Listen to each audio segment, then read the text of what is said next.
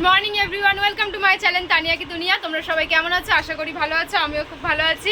দেখতেই পাচ্ছি সকাল সকাল রেডি হয়ে গেছি। সকাল এখন নেই, যদিও এখন 10:30 ওভার হয়ে গেছে। হ্যাঁ, 11টা বাজতেই যায়। তো যাই হোক, সকালবেলায় ঘুম থেকে উঠে সানডে। তো আজকে আমাদের বাড়িতে একটা অনুষ্ঠান রয়েছে। তোমরা তো এর আগে আমার ভাইয়ের বউয়ের স্বাদের বেবি শাওয়ারের ভিডিও দেখেছো, আর আমাদের পুচকেটাকেও তোমরা দেখেছো। তো আজকে হচ্ছে ওই পুচকেটার মুখে ভাত, অন্নপ্রাশন। তো সকাল সকালে আমার বোন দেখতে পাচ্ছি ওই জন্য রেডি হচ্ছে, আর আমি হয়ে গেছি। যা গরম পড়েছে, মানে অসম্ভব গরম পড়েছে আজকে। ভেবেছিল রাতে প্রোগ্রামটা করবে, কিন্তু আসলে অন্নপ্রাশন তো, যার জন্য ভেবেছি দুপুরেই তো সবাই করে, ওই জন্য দুপুরেই করেছে। রাতের ঝামেলাটা রাখেনি, দুপুরের মধ্যেই সব কিছু মিটিয়ে দিতে চাইছিল। তো যাই হোক, এখন এত মানে গরম পড়েছে, এত রোদ উঠে গেছে। এখন আমরা যাবো জল ভরাতে, কিন্তু কি করে যাবো জানি না। অনেকেই আসতে চাইছে না, বলছে এই গরমে কি করে যাবো, আবার দুপুরের অনুষ্ঠান যেহেতু। তো যাই হোক, আমাদের বাড়ির সব আমরা টুকটাক রেডি হচ্ছি, আর ওদিকে বাজনা চলে এসেছে। তো আমরা এখন বেরো।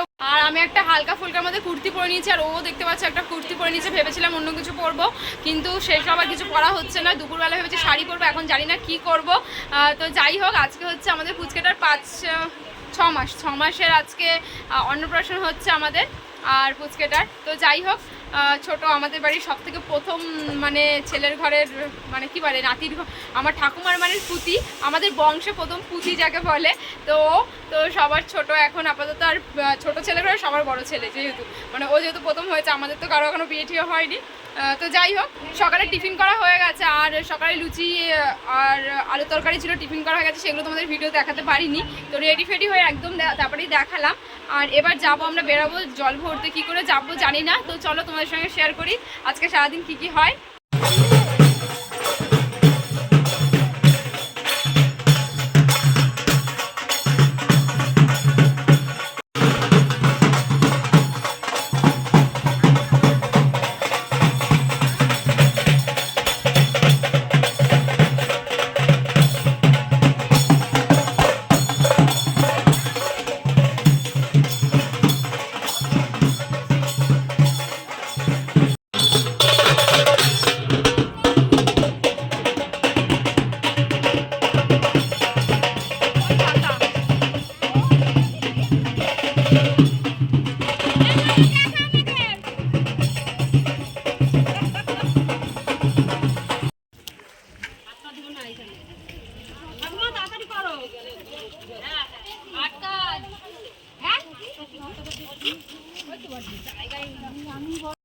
দেখা যাবে না,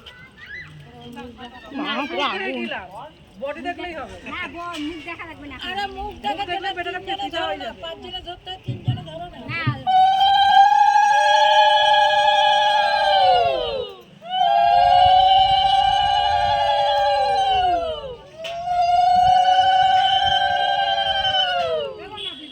হ্যাঁ,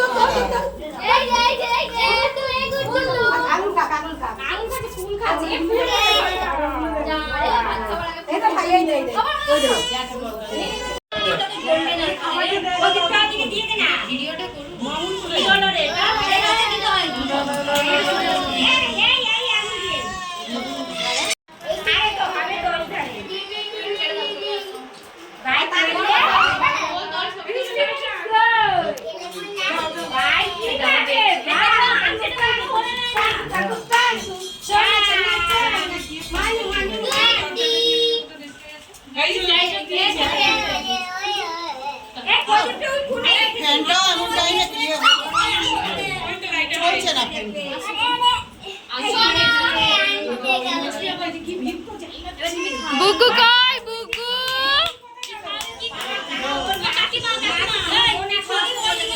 মামুনি কই মামুন কই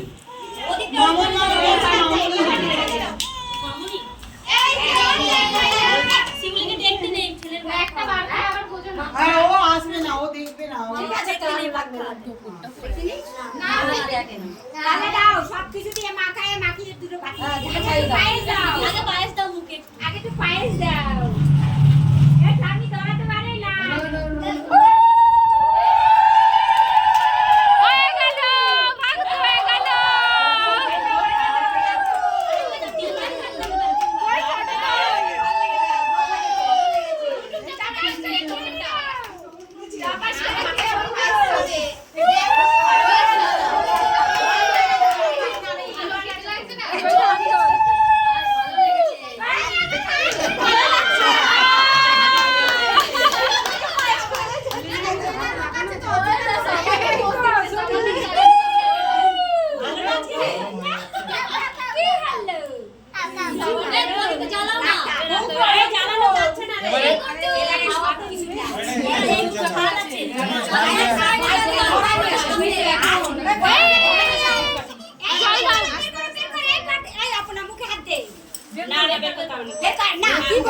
শুধু ঝোল গেছে ঠুকে দাও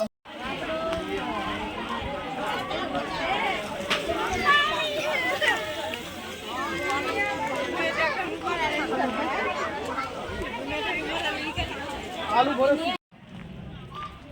সাজবো কি কিছু সাজতে পারিনি আর জল ভরিয়ে এসে তো অবস্থা পুরো খারাপ হয়ে গেছিলো। বাড়িতে এসে আবার স্নান করেছি, করে এই কোনো রকমের শাড়ি পরবো ভেবেছিলাম, আমরা শাড়িটা পরেছি যদিও, কিন্তু এখনই চেঞ্জ করে ফেলবো। একটু ঘুরে নিলাম খাওয়ার এখান থেকে, এখনই শাড়ি ঠাড়ি চেঞ্জ করে ফেলবো। আর ভালো লাগছে না, এত আজকে গরম পড়েছে। আর রবিবারটা না ভালো গরমটা বুঝতে পারি, এমনি অফিসের টাইমগুলো বোঝা যায় না গরমটা, কিন্তু এই রবিবারটা এলে যে কী হয় মানে কি বলবো। আমার বোনগুলো সব শাড়ি পরবে ভেবেছিলো, কিন্তু কেউই শাড়ি আর পরেনি, আমিই পরেছি শুধু। আর আমার ওই বোন পরেছে, আর ও তো পরেনি, আর মেজো বোনও আমার পরেনি শাড়ি। এমনই অবস্থা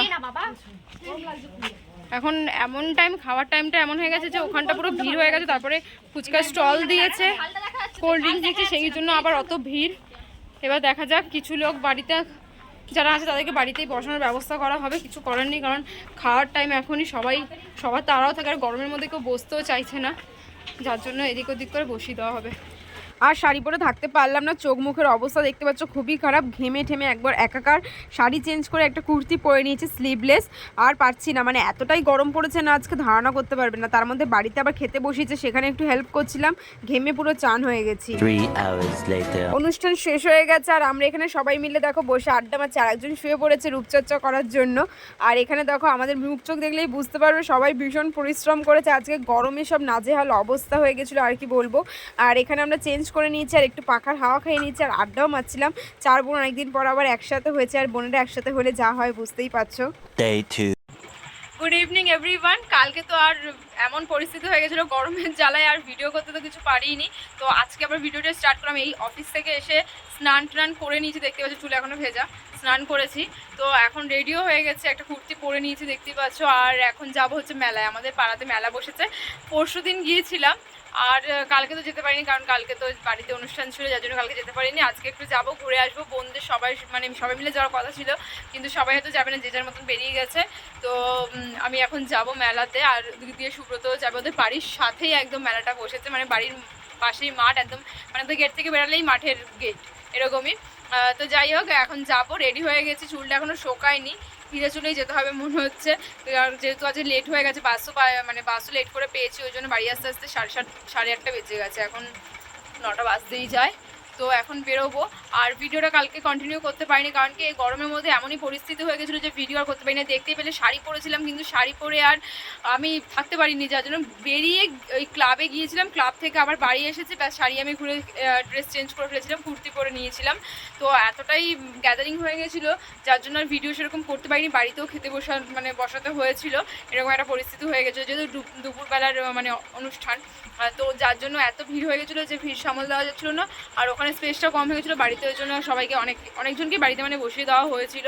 তো যাই হোক, কাজটা মিটে গেছে। আর আজকে তো সকাল দিয়ে ভিডিও করিনি, অফিস গিয়েছিলাম যেহেতু, আর এখন ওই জন্য ভিডিওটা স্টার্ট করলাম, যেহেতু ভিডিওটা শেষ করা হয়নি, ওই জন্য ভিডিওটা শেষ করতে হবে। তো চলো আজ একটু মেলাটা ঘুরে আসি, মেলা ঘুরে এসে তারপরে ভিডিওটা শেষ করব। তো চলো সঙ্গে থাকো।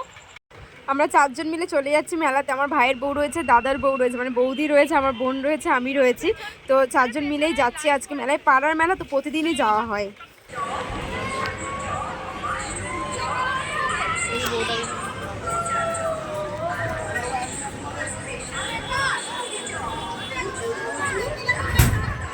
অন্ধকার কিছু দেখা যাচ্ছে,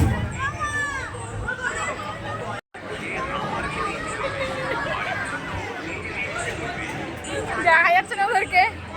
নাগরদোলে উঠবো, হবে উঠে পড়েছি ডিস্কোতে। আমার নন্দাই আগে আগে টিকিট কেটে ফেলেছে, আমাদেরকে না জিজ্ঞাসা করে কোনটাতে উঠবো।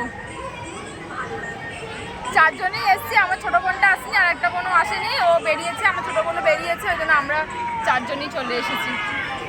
এবার ঘোরাবে আর আমার ঘাড়ে হটকা, ঘাড়ে